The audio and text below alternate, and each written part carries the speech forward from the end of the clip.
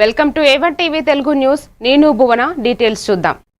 శ్రీకాకుళం జిల్లా సంతబొమ్మాలి మండలం చిల్లపేట గ్రామానికి చెందిన బొడ్డ ప్రసాద్ రావుకు క్యాన్సర్ నిర్ధారణ కావడంతో చికిత్స కోసం తీవ్ర ఆర్థిక ఇబ్బందులు ఎదుర్కొంటున్నారని తెలిసిన టెక్కలి అభయం యువజన సేవా సంఘం సభ్యులు ముందుకు వచ్చారు.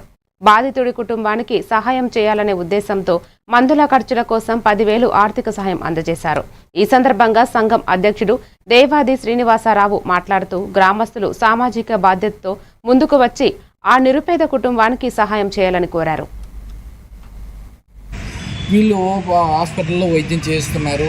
అదే ప్రజెంట్ మందులు కొనుక్కోవడానికి కూడా ఇబ్బందిగా ఉందని పలువురు ద్వారా మా అభయం యువజన సేవా సంఘంకి ఇన్ఫర్మేషన్ అనేది వచ్చిన వెంటనే మా గ్రూప్లో ఈ విషయం తెలియజేసిన పలువురు దాతలు వాళ్ళకి తోచిన అమౌంట్ అనేది డొనేట్ చేశారు. ఆ డొనేట్ చేసినటువంటి అమౌంట్ సుమారు 10,000 రూపాయలు ఈరోజు ఆ నిరుపేద కుటుంబానికి ఒక భరోసాగా ఇవ్వడం జరిగింది మందుల ఖర్చు నిమిత్తం.